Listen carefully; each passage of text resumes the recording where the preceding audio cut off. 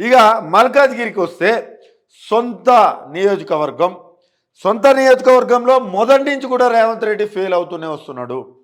ఎందుకు అనంటే సొంత నియోజకవర్గమైన ఎంపీ నియోజకవర్గం ఆయనకి ఏదైతే స్థానికంగా మల్కాజ్గిరి ఎంపీ నియోజకవర్గంలో ఉండే అక్కడ కాంగ్రెస్ పార్టీని ఒక్క ఎమ్మెల్యే సీటు కూడా గెలవలే.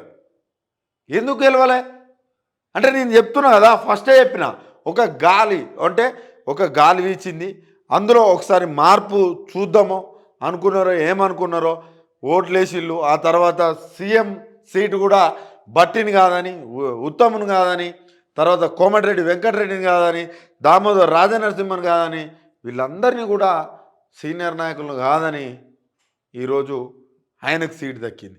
ఆ సీటు దక్కగానే కొమ్ములు వచ్చినాయి. ఆ కొమ్ములు వస్తే ఏం చేసిండంటే ఏపీకి ఒత్తసు పలుకుతున్నాడు. పాశం యాదగిరి అన్న కూడా చెప్పిండు ఒకనో టైంలో ఏమన్నాడంటే ఇక్కడ మళ్ళీ ఏపీలో కనుక టీడీపీ వస్తే రెండింటిని కలిపినా కలిపేస్తారు, అది జరగదు. ఈ బకరగాళ్ళు అందరూ అనుకుంటే జరుగుతుందా, కానీ అది జరగదు. కానీ ఈ యొక్క ఈయన వ్యవహార శైలి అలా ఉందన్నమాట. అబ్జర్వ్ చేస్తున్నారు, తెలంగాణ ప్రజలు చాలా అబ్జర్వ్ చేస్తున్నారు. నెక్స్ట్ ఎన్నికల తర్వాత ఇక్కడ అనుకున్న స్థాయిలో రాకపోతే ఆడ బీజేపీ వస్తే ఈయన చాప్టర్ క్లోజ్, ఈయన పతనం క్లోజ్. ఇక్కడ మొదటి దెబ్బే చాలా గట్టి కొట్టింది తెలంగాణ ప్రజానీకం.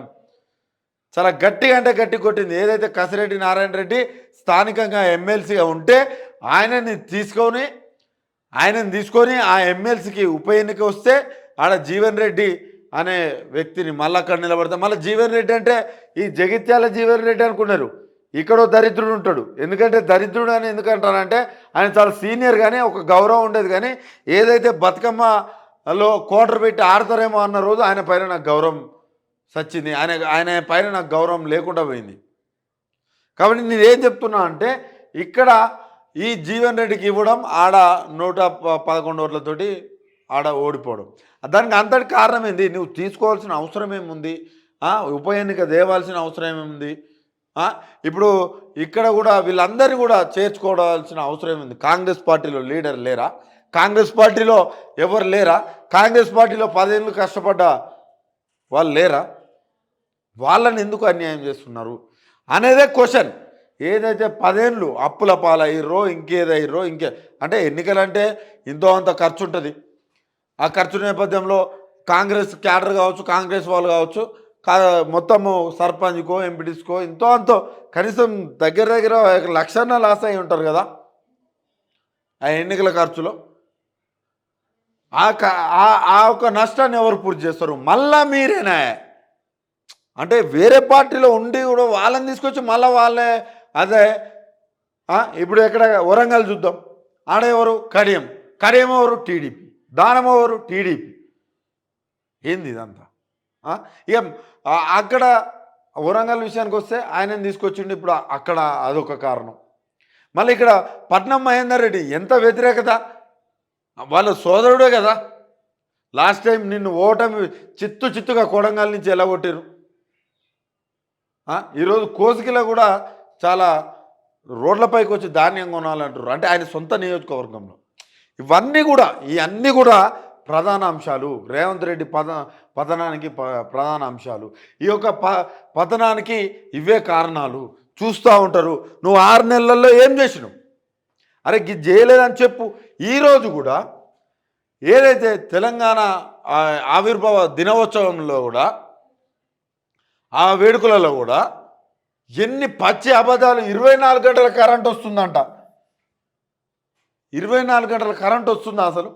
రోజు ట్విట్టర్లలో అందరూ పోస్టులు కావచ్చు, వాట్సాప్లలో కావచ్చు, సోషల్ మీడియా వేదిక కావచ్చు, అందరూ కూడా ఆ యొక్క కొన్ని కరెంట్ ఆఫీసులు ముట్టడించడం కావచ్చు, ఇవన్నీ చేస్తుంటే 24 గంటల కరెంట్ వస్తుంది అంటాడు. ఎంత సిగ్గుచేటు. 7,500 కోట్లు జమ చేసినామంటాడు. 7,500 కోట్లు నువ్వు కాదు నాయన చేసింది. తెలంగాణ ప్రజానీకానికి తెలియదు అనుకుంటున్నావా? నీ పరిస్థితి తెలియదు అనుకుంటున్నావా? తెలంగాణ ప్రజానీకానికి తెలుసు, నువ్వు కాదు. గతంలోనే కేసీఆర్ జమ చేసి వెళ్ళిపోయాడు. అదేవిధంగా 2 లక్షల జాబ్ క్యాలెండర్ అన్నావు. నీ జోబులో పెట్టుకున్నావా, ఎక్కడ పెట్టుకున్నావు? 2 లక్షల జాబ్ క్యాలెండర్ అన్నది నీ జోబులో ఎక్కడన్నా పెట్టుకున్నావా? ఎందుకు చెప్తున్నానంటే ఇదంతా ఒక మీడియా పరంగా మాట్లాడుతున్నప్పుడు ఈ అబద్ధాలు 30,000 ఉద్యోగాలు అంటే గతంలో నోటిఫికేషన్ ఇచ్చి గతంలో ఏదైతే నోటిఫికేషన్ అయిపోయిన తర్వాత ఇచ్చి నియామక పత్రాలు మాత్రమే నువ్వు ఎల్బీ స్టేడియంలో ఇచ్చినావు తప్ప ఎక్కడ కూడా ఇవ్వలే. ఇవన్నీ అంశాలు అయితే ఇప్పుడు నువ్వు ఏమనుకుంటున్నావంటే సీఎం నేను మొత్తం ఎన్ని అబద్ధాలు అయినా చెల్లుతుందని అనుకుంటున్నాను, కానీ చెల్లదు. ఎందుకంటే మొత్తము వ్యవసాయం చేసే నాగలు దున్నే వ్యక్తికి దగ్గర కూడా ఈరోజు ఫోన్ ఉంది. నువ్వు ఏం చేస్తున్నావు, నువ్వు ఏం మాట్లాడుతున్నావు, నీ వ్యవహార శైలి ఎట్లా ఉంది అనేది అందరికీ తెలుస్తుంది. ఓరకేమో కాళేశ్వరం అదన్నావు ఇదన్నావు, ఆడనేమో అది చాలా సేఫ్గా ఉంది, ఒక 7వ పిల్లర్ ఆ యొక్క 7వ గేట్ దగ్గర అదొక మరమ్మతు చేయాలని రిపోర్ట్ వచ్చాయి. అంటే ఇన్ని రోజులు నువ్వు అబద్ధం చెప్పినావని తేలిపా. ఆ కాళేశ్వరం ఎండబెట్టబట్టి ఇప్పుడు ఎల్లంపల్లి ఎండిపోయి ఇదంతా పెద్ద కథ.